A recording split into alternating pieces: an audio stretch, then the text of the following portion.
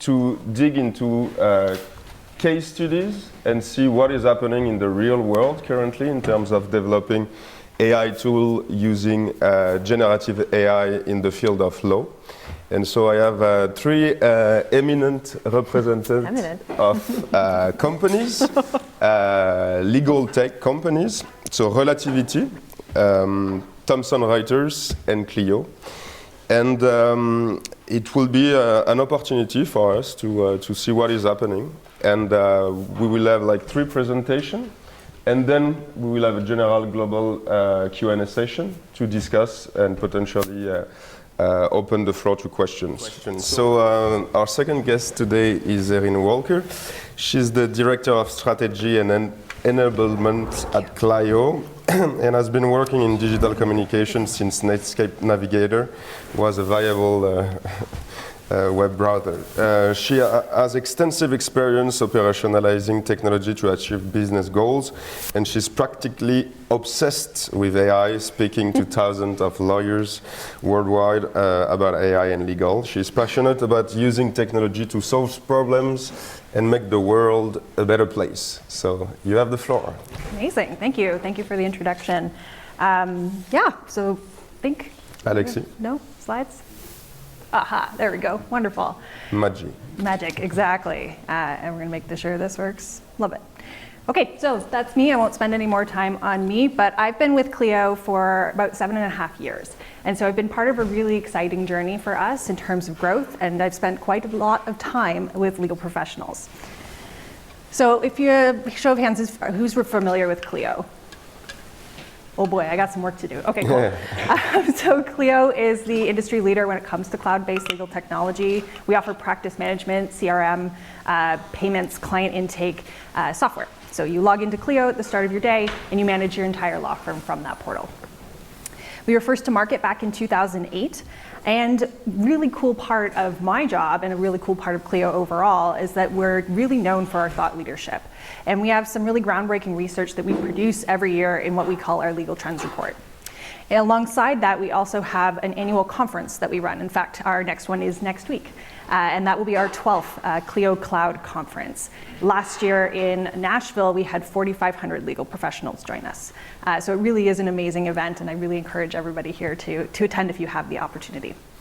And lastly, we're a Canadian tech leader. So back in the summer, we announced a 1.24 billion Canadian dollars Series F funding round. That was the largest in Canadian history. So who uses Clio? A lot of people. 150,000 legal professionals around the world, and over 100 countries are using Clio today. And we're really proud. We're really proud of that base. And because of that base, we have a direct line to understanding the needs of this industry and the needs of our customers. And I probably don't need this slide, frankly, in this room. I think you know this, we know this. AI represents this largest leap forward in technology. And I think Olga was calling it out as being this biggest leap since the cloud, right? This is a very similar transition, except it's happening a little bit on steroids. In fact, I think some people would argue this is the same kind of leap that brought legal forward as the internet in general. The research that is out there agrees with us, right? Goldman Sachs did this study almost a year ago, I think. But that AI is especially suited to legal for a number of reasons. But Goldman Sachs in this study estimated that half of legal tasks could be automated by Gen AI. This is the breakdown of that same study. So you can see that legal, number 2 up there in the orange, around that half mark, but note that there's a couple, it's impossible to read from that side, sorry about that. But a couple of other ones that make the top 5 are around business and financial operations and office administrative support. And anybody who's worked in legal know that there was a very strong Venn diagram between those two areas. So I mentioned that we've been doing this kind of legal research annually, and next week we will actually produce our 9th version of this report. So a really unique advantage of Clio in being at the scale that we're at is that we're able to learn from the aggregated and anonymized data of tens of thousands of legal professionals using our services. And so the research drives these really critical insights that we can bring to the market and help shape the trajectory, really, of legal tech. I'm going to walk you through, this is data from our 2023 report, and for, again, on Monday, if you had scheduled this conference just 1 week later, I could have walked you through the newer stuff, but it's really, really going to be great. So don't worry, the 2023 data is still really interesting. So a couple of insights that I'm going to cover. So legal is interested in AI. Perhaps this is not surprising, but what's really cool about this and speaking to so many is that we sometimes lawyers are maybe a little bit more risk averse and they're not always as interested in bringing on the latest and greatest tech. I like to say that lawyers don't want to be first in always, but they don't want to be last in either. So we see this interest being really high. And in 2023, what we did is we surveyed 1,446 legal professionals in the United States, but we also surveyed over 1,000 clients, consumers of legal services. And we compared their responses and their attitudes around AI to each other, which really brought forward some interesting insights. So you can see that the interest is really high from lawyers. In fact, in additional industry studies that have been done, legal ranks really highly when you look at other industries and whether they were interested in AI. And that's really exciting to see. And the sense of distrust is actually noticeably higher from the client side. And as someone who teaches lawyers around the world about how to use AI in their practices, this last stat here is my favorite, which is only 8% of lawyers we surveyed said that AI is too difficult to learn. It's not, you can do it. We also know that lawyers are, again, risk averse by nature, but we saw this most obviously when we talked about the potential risks. 57% of lawyers here indicate concerns specifically around ethics issues with client data when it comes to AI. And again, if anyone was here for the transition to the cloud, it was the same concerns, right? Security, ethics, privacy. When we switched and asked them more about, well, what about with AI generally using in the justice system, we saw more resistance from both sides, but in different ways. So almost half of clients would lose trust in the court system if they used AI. Yet a third of them believe the justice system could be improved with AI. And 27% believe the courts should use AI, which underscores to me the critical nature of this relationship between a healthy distrust of the technology and an understanding of what security measures must be in place for us to use and benefit from these tools. And clients, I'm going one slide ahead, aren't I? There we go, cool, that's awesome. Most people are not worried about replacing AI, right? So that really threw me, thanks. The AIs, when we talked to legal professionals, they did not believe, this is a year ago data, that they were at great risk of being replaced. Only 27% were worried that AI will replace legal professionals like paralegals. And we also see a lot of ambiguity to this question. And I'll be so curious to see what we see going forward with this perspective. Okay, second insight, clients are really open to AI, which is really exciting. So rather than being distrustful, clients see a lot of upside to legal professionals using AI. And especially it's notable in terms when we asked about quality of service and affordability. And this affordability piece is going to come up a lot. But clients do want transparency when it comes to AI. 33% believe that they would easily be able to tell if their lawyer is using AI. Maybe. In some cases, yes. And a whopping 70% believe that that their lawyer should tell them that they're using AI. Despite this, there's a lot of comfort when it comes to potentially hiring a lawyer who is using AI, especially if lawyers can put more time into their case, if AI is more reliable, and if it made legal services more affordable. Clients trust the use of AI in legal, especially if a lawyer is transparent about it, if it's used for legal research or client communications. But you notice that client communications is actually the lowest scoring in this grouping.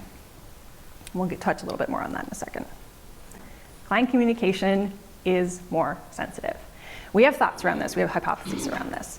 When we asked about client communications, the concerns were around errors and ethics, but there was an acknowledgement that this would make lawyers more efficient, which makes sense, right?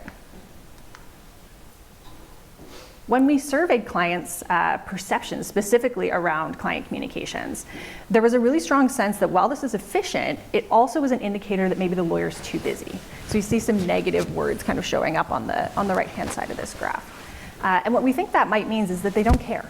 right? I think there's a lot of sensitivity when it comes to dealing with clients, and we don't want to give the perception that we don't care about our clients, and we don't want that to be the way that they interact with us. A really great example of this is when I was teaching somebody who was not a lawyer, but I was just talking about ChatGPT in general and what you can do with it. So you can draft it, you can use it to draft your emails. And the person I was speaking to was like, well, that's great, but like, I'm not going to use it to draft any sort of email that would be personal. I'm not going to use it to draft a happy birthday email, even though that might be something that I do very often, or to draft a Slack message for someone when I want to recognize them. Because being able to do that personally means something, and outsourcing that doesn't feel right. Conversely, though, when we asked about legal research, the scores were much more favorable, with clients being especially keen by comparison when it came to the reliability of AI for legal research. And that client perception question we asked again, you can see the perception is shifted here a little bit. So there's a reduction in that sense of like they're too busy, and an improvement on some of the efficiency and effectiveness scores.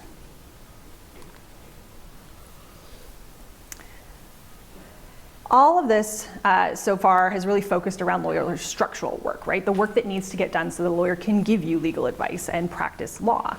But when we talked about maybe an area that gets a little more sensitive, which is around getting actual legal advice from AI, there you can start to see a pretty big discrepancy. So perhaps it's not surprisingly, but clients will see that there's far greater potential in using AI to provide actual legal advice and to make legal decisions that versus their legal professional counterparts who are not so keen. And finally, legal is ready for AI. 19% of legal professionals are already using AI in their practices. Remember, this data is from a year ago, and I can confidently tell you this number has skyrocketed. A year is a really long time in AI. And over half of legal professionals want to use AI in their practice. There's a real appetite here for this, which again is not always what you see when new technology comes along for the legal space. In fact, 71% of legal professionals want to see AI used in their practices within a year. Time's up. It's been a year. And what do they want to do with it? Documents. So mostly documents. Really documents. Documents is such a sweet spot. They want finding, storing, signing, drafting. Documents are by far one of the largest areas of opportunity that we see here, but it is not the only area. They also are interested in it for calendaring, for payments, for tracking billable hours. They all scored quite highly as well. Interestingly, we also asked clients where they think that lawyers should be using AI, and we compared that to where lawyers told us that they were currently using AI in their practices. And you can see the gap is quite large. That's not that surprising. I think our clients are a little bit ambitious in this survey about what's possible and what's possible immediately. But overall, what I take away from this is that the client expectation is growing. And that is something that lawyers need to pay attention to. Because your client expects you to be leveraging the best in technology. In fact, there are citations from the ABA that require you to do so. So if that is the expectation of your clients, that means that not only will you have to meet that expectation, you'll also have, in doing so, you will create these meaningful efficiency in your firm. It's also an opportunity to market that you are using AI solutions. Clients are asking for it, and you tell them, hey, I'm a lawyer whose law firm is powered by AI, and that gets you the best value for services. That's how you're going to win more clients. Okay.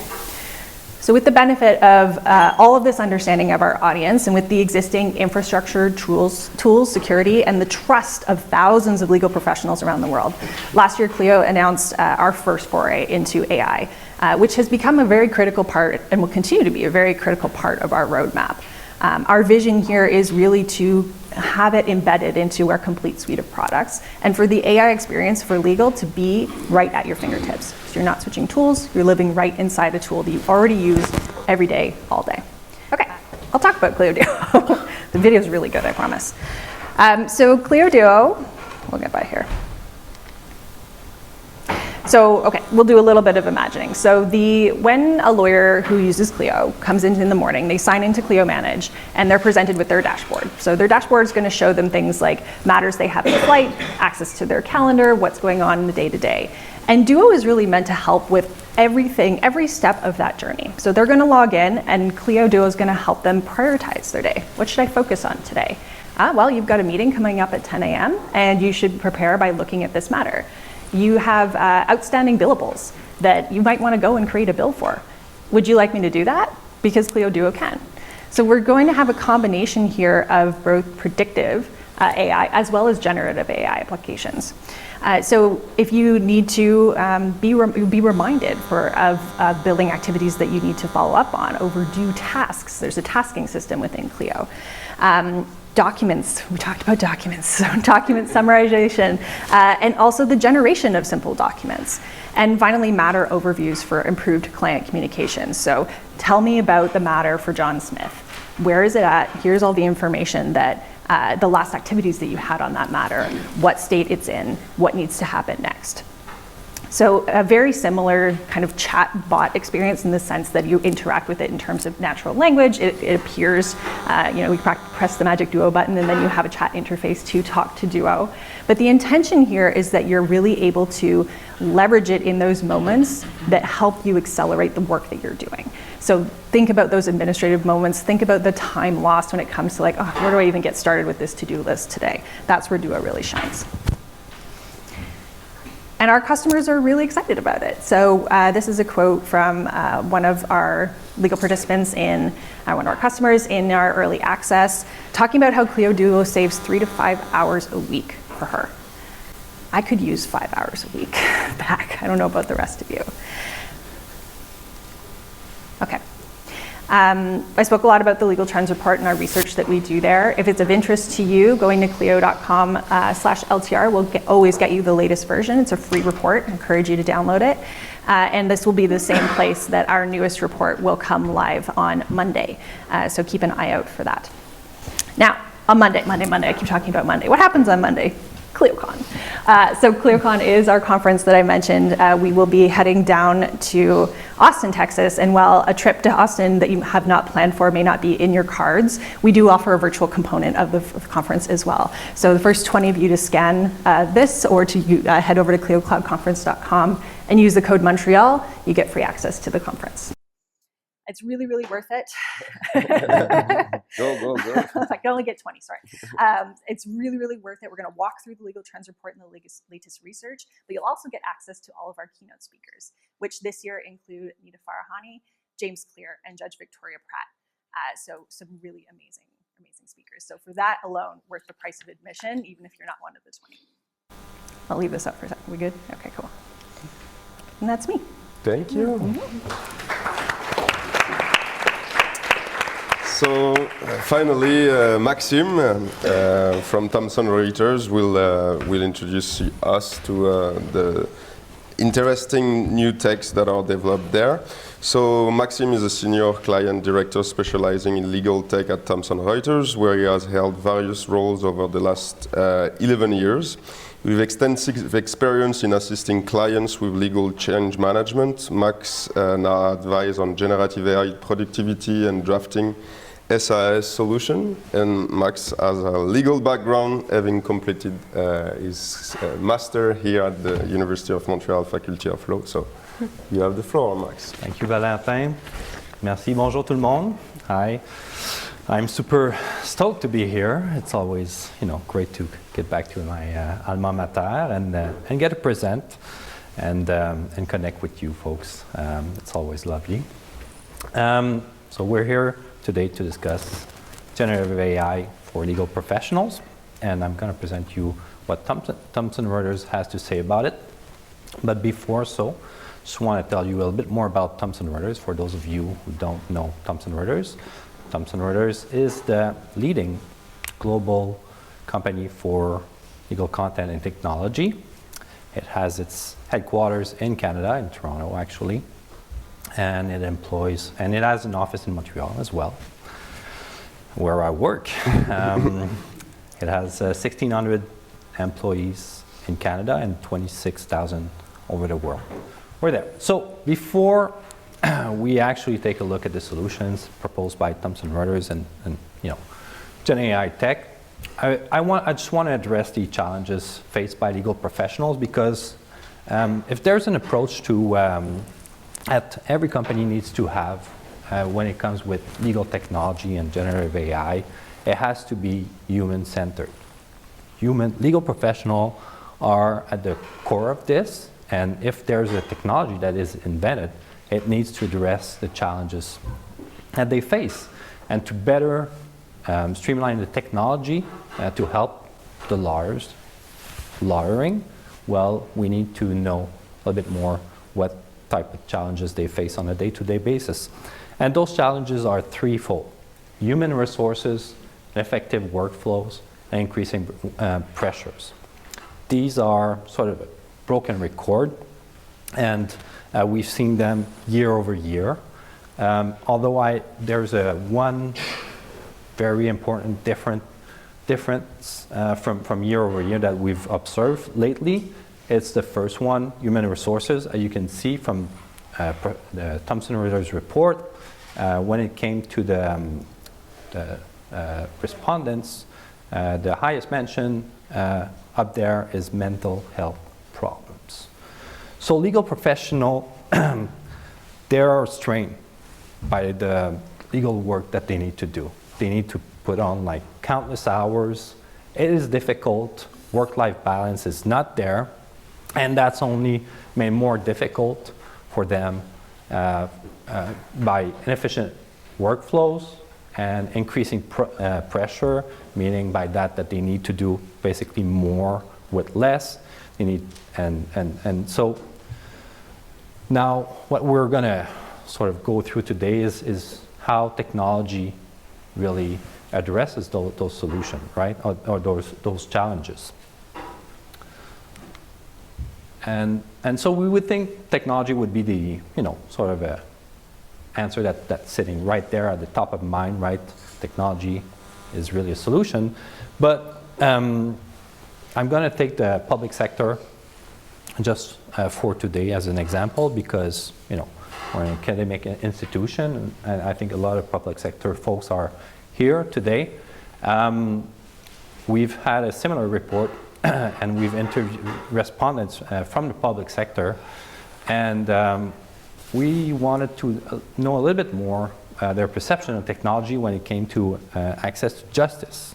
And what we've seen from the respondents is that technology is not top of mind when it comes to favoring access to justice. It actually is far, far behind. What they favor is different solutions, more pro bono work, increased support, advocacy, and so on and so forth, these types of solutions. So this may be surprising, but you're probably telling me, well, this is changing fast, right? With Gen AI technology coming in, it is different, right? It is a game changer. Well, again, from the public sector perspective, it is not so much of a game changer. Erin's conclusion before this presentation were applicable to the whole legal industry, and it's true that we're going to see that a lot of legal professionals are enthusiastic, but when it comes to the public sector, observation really remains the main posture. People are hesitant. A lot of neutrality that we have observed, right? We want to see where it's going, perfectly normal. But that doesn't solve the challenges that legal professionals are facing, and that data is also applicable to the public sector itself. So now on to the actual broader spectrum of legal professionals, and what we're seeing here is a bit of a different landscape, where 81% of professionals believe that Gen AI is applicable for their work. More importantly, expectations are changing. When it comes to in-house counsel, 58% expect law firms that they are dealing with to use Gen AI. And more interestingly, that's a 14% increase from 2023, because that's 2024 data. So expectations are really changing year over year. And then finally, leaders of law firms and legal departments and other government Vast majority of them, they say this is transformative technology. It's gonna drive. Lawyers are gonna have to change the way they are lawyering, and it's gonna happen over the next 3 years. And even like a third of them are saying that it's less than 1. So let's explore a little bit more about what's transformative about this technology. So what's so transformative? Well, imagine you can review a case. You have to go through a case. We've all, for those who have a legal background, you've done this. It's a Supreme Court case, 100 pages. It's going to take 1 to 4 hours, right? This can now be done in a matter of 3 minutes, or less so. Imagine, even worse, you're working in a law firm and you have to go, you have this client who's maybe an insurance broker or any type of companies actually with a large data set of contracts, and you have to extract key obligations in a data set of 2,000 contracts. Well, this is going to take forever. This is very tedious work. You're going to spend a lot of time, and if you're a junior associate doing this, you want to shoot yourself. Really, it's painful work. Well, and you're prone to error, right? When you're human, reviewing that much content to that much large data set, it's almost impossible to be 100% accurate. So experience tells us that it's 10 to 20% human error rate. Well, now Gen AI can actually retrieve the critical information with the accuracy with 96%. Okay, let's remember that number because it's not perfect, and that's certainly normal, but it can process the data in a matter, again, of minutes. So this is groundbreaking technology. And this tells us that, and this is our CEO, and that has said this, that within 3 years, every lawyer will have a Gen AI legal assistant. It has to be. And you may ask why? Well, it's only because this technology is so powerful that it's going to be impossible not to use it. And now it's time to present to you what the Thomson Reuters response to the market when it comes to Gen AI. And so their response is co-counsel. What co-counsel is the first professional grade Gen AI legal assistant that we've launched in the market. Official launch was August 2023, so it's been over a year now that it's been launched. We're actually already to version 2.0 that was just released. So it is matured over the year. And what it does, it's really a chat assistant that's ubiquitous. It follows you where you are, whether you're in Thomson Reuters products or in other surfaces where you work. So by that I mean it could be Thomson Reuters Westlaw, driving your legal research, in co-counsel itself, or even in Outlook, Word, and Teams. What's the impact of that legal assistant for legal professional works is very applied in a way, very practical. It's going to save you countless hours. It's going to take care of tedious tasks, and it's already helping thousands of customers, largest law firms in the world and in Canada, legal departments, and also government institutions as well. This is already the case. Now let's take a look at co-counsel itself. Very, I would say, interface, like simple interface, where you have a welcome message, and it's really a chat box, right? And it's going to take you where you need it to work. So you tell it what you like to do. It could be research, could be drafting, it could be summarizing, reviewing documents, and then, by example, it's going to help you summarize thousands of pages of trial transcripts across maybe 5 days of testimony in a matter of minutes. And it's going to point you to, which sections it's going to structure the content right for you. What else can it do? Oh, that use case is super interesting. It can create timelines of events contained in 644 pages of Erin emails, letters, memos, attachments, and also could even be tweets. And it's going to point out to the sources right in CoCounsel. What else can it do? It can review case law, statutes, and regulation using Westlaw Edge with CoCounsel, and it's going to provide legal research answers to legal research questions, really that returns relevant answers with links to trusted Westlaw content. So that's also something to remember. And summarize, synthesize answers with connections to supporting resources. So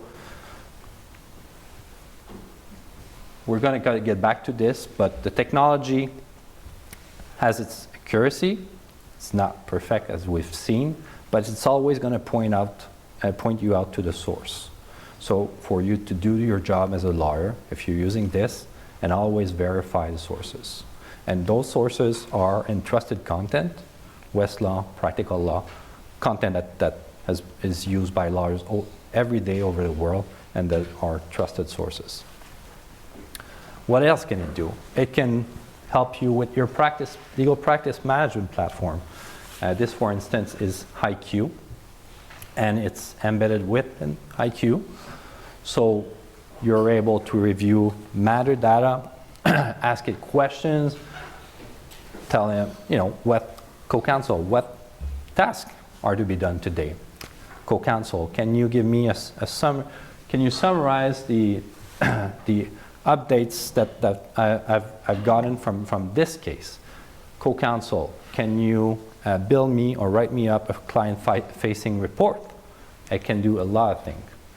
Even more so, saving you time, you can enable CoCounsel to self-serve clients who come at you with questions. So if you're a law firm, by example, you can give them access to a portal with an IQ and enable CoCounsel if they have questions on a specific case that you're working on with them. They can actually ask CoCounsel a question directly instead of having them send you an email and you billing them for their response on that email on just follow-up question on a case. How much you're going to bill me? How much a lot of things like questions that can happen like that. So it can do a lot of things, and this is exemplified by this busy slide here, where we're seeing CoCounsel GenAI skills applied, elevating really the Thomson Reuters workflows. And this is, I think, probably the most important aspect of CoCounsel, and what's, in my opinion, is most groundbreaking about that technology is really that CoCounsel finally, or any GenAI assistant for that matter, when they're connected to a data source, they can finally make or provide contextual information, sourcing data from multiple sources, and bring that data and that context into a different product. And so for Thomson Reuters, what it means, it's finally, we've been sort of looking for integrating Westlaw with other products, and finally that CoCounsel has made that possible through the different use cases that you're seeing on this slide. But and this is happening not only with those Thomson Reuters products, such as Westlaw and Practical Law. It's also happening with other products as well, as we're increasing our partners. For instance, with document management platform, that's to be released in October. We've partnered with SharePoint, iManage, and NetDocs, so CoCounsel can build its answer not only on data and content provided by Thomson Reuters, but also your own data sets internally, if you're a law firm, your own precedents, by example, that are stored in a document management system like IQ, NetDocs, iManage, or SharePoint. And even more interestingly, it is also surfaced through Microsoft products. So CoCounsel is going to be available in the next month or so as a product. So spoiler alert, by the way, as a product in Microsoft Outlook, in Word, in Teams, really to help you with the legal request intake process, trying to do a little bit of a triage for you, helping you with that admin burden with those email trails, giving you a summary of that email trail that's never ending, helping you catching up on a case within Outlook, or even helping you drafting directly within Outlook, drafting an answer to a client, providing key points that should be outlined. Like I said, it can also source the information from your document management system, and it's also going to be available in Word. So as an assistant, again,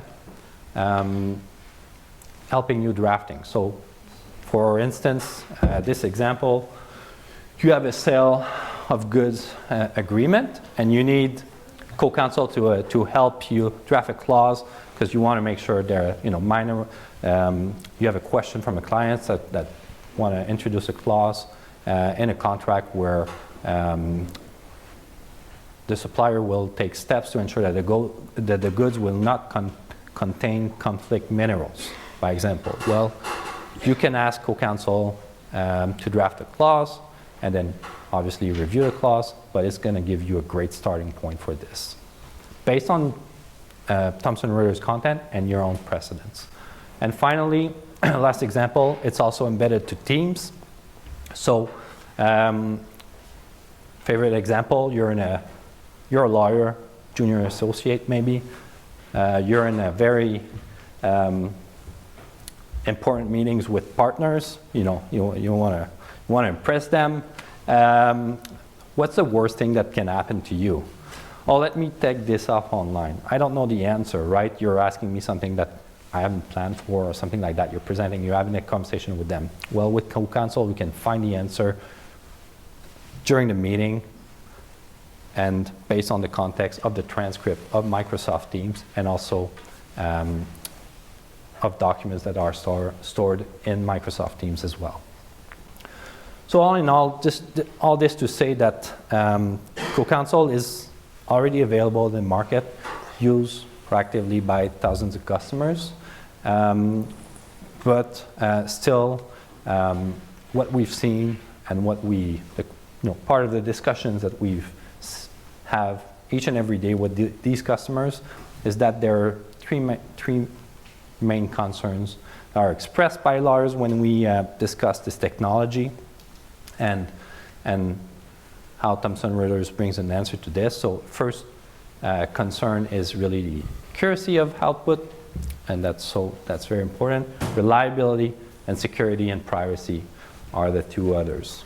And that's why Thomson Reuters has put all his efforts to bring to the market professional grade Gen AI assistant, really grounded, first of all, in reliable sources within Westlaw, within Practical Law, sources that are vetted, that are used, authenticated by lawyers every day. And also, in terms of technology, the reliability, well, we have over 1,000 engineers working at this. It's really, and they have a long set of experience working with machine learning already, in our past products, Westlaw, natural with NLP, and so on and so forth. So we have that credibility. They're just not integrated to something that to a data set that they don't really know how it's working.